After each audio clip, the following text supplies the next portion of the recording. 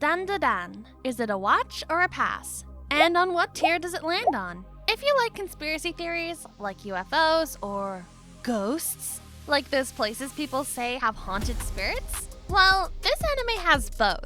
So, here's a sneak peek into the story. I'll avoid spoilers. It's mainly about Momo Ayase, a high school girl that loves ghost stories, and an otaku boy, Ken Takakura, or Okarun. He's obsessed with aliens. After certain events, Okarun gets cursed and loses his junk. He becomes a demon. He needs Momo to keep him human, at least initially. Momo has psychic powers. She also has a super hot grandma.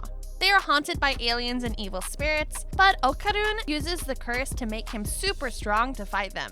And Momo hones her abilities to help them survive. Okarun does physical attacks, Momo fights with her psychic powers. As I mentioned, Momo has a grandma, Seiko. She's an expert on the supernatural. She looks pretty young though for a grandma. Their house is like a fortress because of Seiko. She puts barriers all over, so if any unwanted spirits pass through, it gets cooked. Location is important in this world. Some spirits have their territory, and they're strongest when they're in that area. The idea is to lure them out. Seiko can use barriers, but only in her city, because she doesn't have actual powers. She's just borrowing abilities from a spirit in that location. Together, Okarun and Momo fight with evil spirits and aliens. Along the way, they find unlikely allies that would help them. They also have to deal with the school life.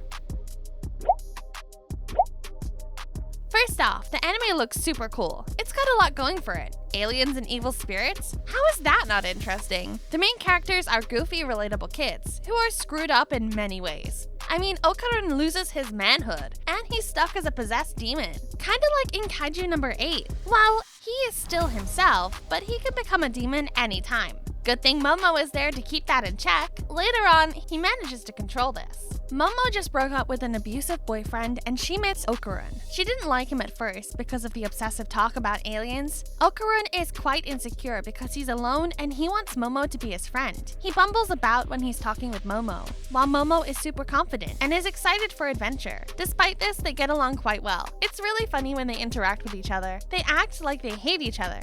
This anime is a romantic comedy as well, by the way, so you know where this is going. But it's done really well, I have to say. I never cringed at any point, so that is a plus. When Okarun becomes a demon, there are levels to it. I mean, he doesn't become a full demon all the time. He can be a half demon, and his personality changes when he transforms. He turns into that stereotypical smooth guy. It's actually funny. It's a complete change from his normal otaku self. Reminds me of Zenitsu from Demon Slayer. He's cowardly all the time, but sometimes when he's unconscious, he becomes a super confident fighter. In Okarun's case, when he becomes a demon, he unlocks new abilities. They use this to fight or run away from their enemies. Anyway, the animation is sick. The fun part is when they combine their abilities. Okarun's super strength plus Momo's ability to grab onto things with her mind really bring in a new dimension to the action. They're doing eye-popping combos with their powers. The chase scenes feel like you're on a wild ride. The battles are insane. It's like if this anime had a camera, it would be flying all over to produce these amazing scenes. When the fight is on, the colors can change. Sometimes they're gray, white, and red. That really adds to the sense of being in an occult story. It's quite playful with the colors. Some scenes are super bright and psychedelic.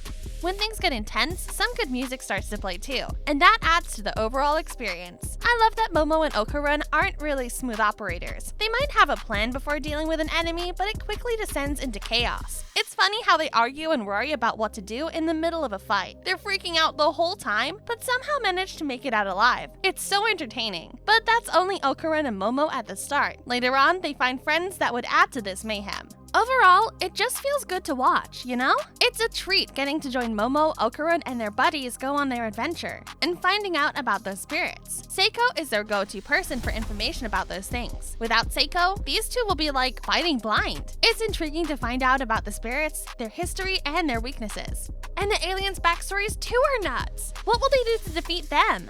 Oh, and there's that growing romance. Momo is really into confident bad boys, but Okarun is the opposite of that. He's clumsy, nerdy, and always afraid. That romance gets complicated when some new personalities show up. You might be surprised how much of a catch Okarun would turn out to be. There's no shortage of surprises and intrigue. You don't get tired of this stuff. I can see why Dandadan is so popular. I can't get enough of this anime. This is a hit. It's an S. Dandadan is a watch. I mean, it's got it all. How could it not be a watch? I'm thinking of making a video about the lore of Dandadan, so watch out for that. Anyway, have you seen this anime? What do you think? Like and subscribe for more. Thank you for watching!